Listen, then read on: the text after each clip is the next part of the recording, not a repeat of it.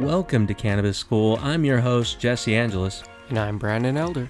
And we're here to talk to you about everything pertaining to cannabis, from vape, flower, edibles, strains, and everything in between.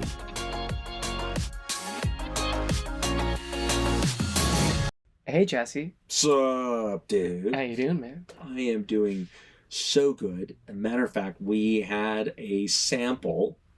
When I say sample, it was a bowl of a sample. wonderful strain, and the flavor is still in my mouth.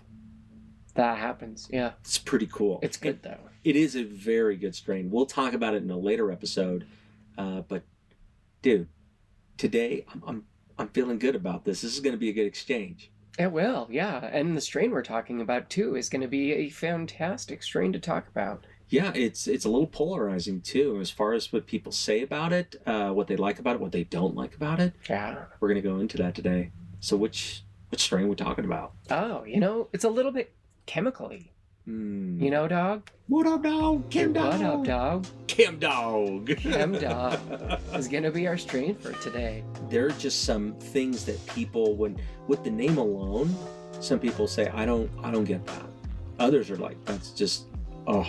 Well, it's kind of like cheetah piss. You have to look at a lot of cannabis names and strain names as, the strain name might not sound appealing, but you have to look at the experience that's going to come from it. Absolutely. That is by far the most important part. But yeah, you're right. With Chemdawg, there's a lot of polarizing things. I think first and foremost, like the flavor and the scent. So let's go into flavors, man. Yeah, so it's a very, very pungent strain. Kind of exudes aroma of like diesel and earth, but like kind of chemically. So if you're smelling it and your eyes aren't watering, it's probably not Chemdawg, or it's just grown by a really shitty grower. Yeah, right.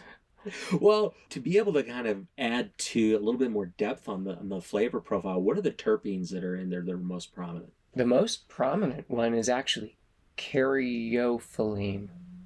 I think that's how it's pronounced. Yeah, it sounds like a plastic wrap. It might be, Did you get some caryophyllene? I see. I can't say it fast, but I know I can't either. What kind of flavors do people expect from that type of terpene profile that actually gives you this? I mean, well, yeah. Oh, that's why. So it's beta-caryophyllene. It's also beta-caryophyllene. There we go. People also just call it caryophyllene. It's found in peppercorns. Oh, really? And yeah, it's also in hops, cloves, and rosemary. So it carries like that herbal aroma that is just really familiar. Sounds like plants. An Italian dinner. Right? I know. All the spices on it. So that would probably be a very like almost spicy pull, like at the end.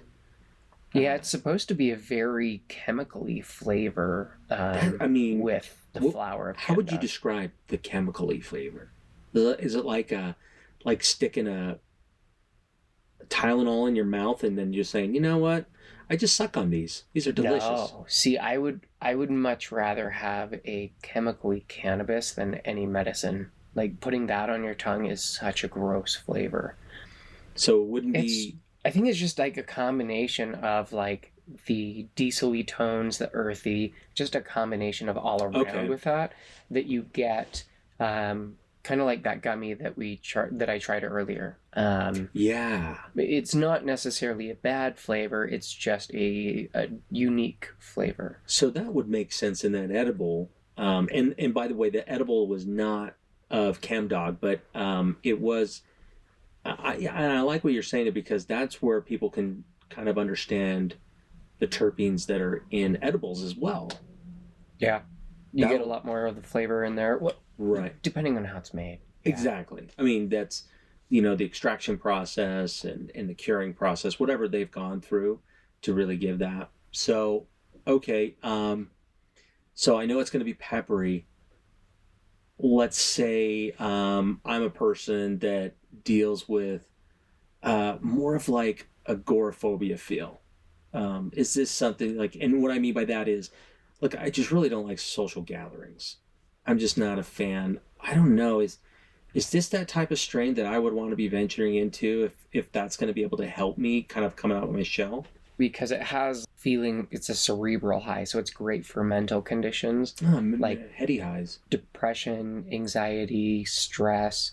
I would imagine that it would be good for someone in that instance with agoraphobia to maybe get a little bit out of their head and just be able to chat, laugh, and, or even just enjoy the moment being around other people without having to chat, but just being part of the experience. Being comfortable being in a social setting. Because I know those people who are introverted, they deal with a lot of social anxiety.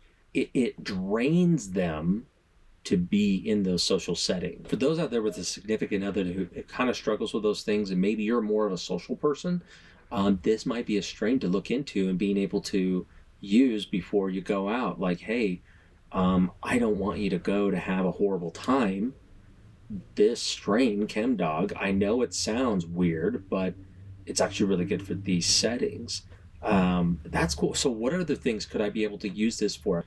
It is good for all those mental conditions, but really it's also good for pain, ADHD, migraines, arthritis, and PMS. Migraines, that's pretty cool, because typically people don't think to use cannabis for migraines. No, they don't. And it's surprising because how often are we taking like a Tylenol or an ibuprofen or something for a migraine? I don't. I haven't in years, but a lot of people do.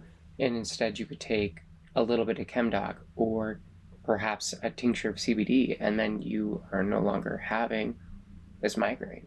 Yeah. So that's pretty cool. Yeah, it's interesting. Just one of the things to consider. That's actually what my grandma had chronic migraines for a long time. She was on some really strong, potent opioid that has a dependency in 7 days. No. And my family came to me because of that and had this discussion about cannabis, and I answered every question that she could possibly think of before I told her that I would consider making her edibles. And that helped her migraines. She took it for 1.5 years, and now she hasn't had migraines. And I don't think she's had an edible in probably 1.5 years. I can imagine that the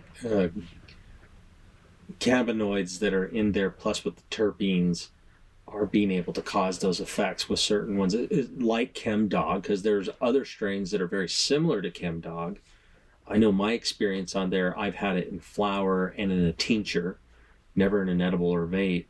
But it was really like you said, it's very heady, but it's not to the point where it's making you feel like you're going to fall over. Because some sativas do that. Some people actually do. They'll actually experience a little bit of disorientation or a little bit of dizziness, usually just if they're newer to it and like heavy dosing.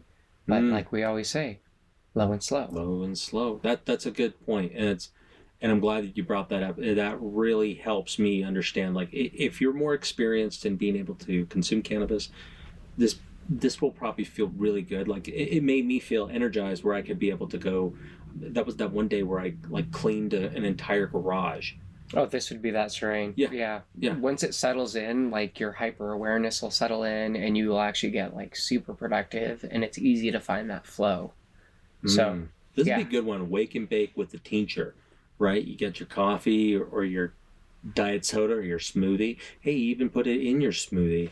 That would be a really good experience, just slow throughout the body, lasting long. That's funny because my actual recommended food that I would do with this was a smoothie with blueberries, avocado, and dark chocolate in it. Oh yeah, all those antioxidants working together, plus the chocolate with the fat being able to really deliver it. Oh yeah, I think that would be fantastic. That sounds delicious. I would concur with that one, like a protein shake. And you could be able to put that in there. Man. This strain, most people, I feel like, either have a love or hate relationship with. Whether it's the smell and the taste, because you can smell it a mile away. This is a strain you will smell coming. Yeah. It's pretty pungent. Very, very pungent. People will know. And, it's a strong strain. Like you said, this is a perfect wake and bake kind of strain. Being like euphoric, creative, and uplifted. It's not really the body relaxing quite as much. No.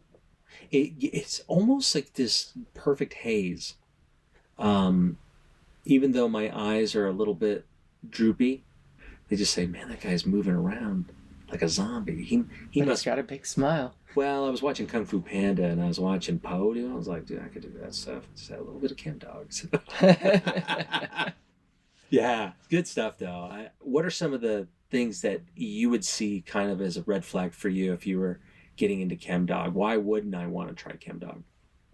Honestly, high dosing, that disorientation. Nobody likes to experience disorientation, like not feeling of knowing where No. they're at. So I could see that taste, honestly, because the smell you don't have to do the whole time, but the taste, like having that, still the chemically, it's not everyone's cup of tea. And Yeah. some people aren't going to be able to look past that flavor or get past that flavor to enjoy the experience. Yeah, that's a good point too. Thinking about your palate as you are consuming cannabis, if the chemical flavor, I mean, despite the whatever attributes you get from it, if the chemical flavor isn't really gonna, and that really comes down to, I would think, is the taste, not necessarily the feel, because I mean, the taste is now for me, I can pick those things up. Like, I mean, you used to tell me these things like, oh, does this kind of taste like these things? I'm like, what the hell is this guy talking about? He's just making shit up over here. Yeah, he's burning a fucking plant, and that's it, and he's just like, I taste these things. I taste pine, and I taste some citrus. This is wonderful. And I'm just like, what the? I don't. I'm coughing, and it smells like weed. But once it breaks past that barrier, I could see somebody has a little bit more fine palate with cannabis. Maybe this wouldn't be a good one for you. Yeah, they don't enjoy the flavor profile that it's bringing. Yeah, I mean, we enjoy the flavor profile. We And do. the experience. Absolutely. So Someone else who actually enjoyed it, this review that I have for it, says the high kind of reminds me of Girl Scout cookies, which, one nice puff, took my headache clean away. I was feeling great, creativity was popping. I was happy with a slight case of the giggles. Dry mouth and munchies. Not too extreme though, seemed to induce a wild night of sex. Really dig the taste with a spicy, then piney and lemony taste. Don't pass this one up. 5 buds. 5 buds. Yeah. Well, now I know what I need to get, because that would be crazy, right? Throw a little bit of Chemdawg in the bedroom. There you go. Spice up your night. Spice up your night. So good. We just wanted to really quick give a shout out to the sponsor of this episode, Foxy Flower. Foxy Flower is a CBD company that creates some of the best topical products I've ever tried. The one that I'm thinking about right now is the Trouble Stick. Brandon, you use the Trouble Stick almost daily, right? Sad to say, I just burned through it. Oh, man. Because, yeah, like, I do. I use it every day. It has been probably the best topical CBD that I found to date. Yeah, and it's a very unique extraction process called spagyric. And Brandon, basically the spagyric method is what? So it's actually this ancient method back from thousands of years ago Yeah. that's used to put like all of the plant nutrients into a product. And the one thing that's really cool about this, because a lot of other CBD topical products put a lot of menthol in it to give that sense that it's working, the tingling. But with the Trouble Stick, man, it smells really good. It's got these almost sweet aromas. It's like 5 minutes after it's kicking in. For Cannabis School listeners, we've got an amazing offer to be able to do that. We have got a promo code. Brandon, what's a promo code? Oh, it's cool. Easy enough. Really easy. Super easy. Make sure to put in the promo code SCHOOL, and no matter where you're at, we're going to get it to you. I would recommend it. 5 buds. 5 buds. Yeah. We won't be using that. No. Oh, but hey, what are you going to do? It's stoners. Give it a go. Again, go to tryfoxyflower.com. Everything will be in the show notes.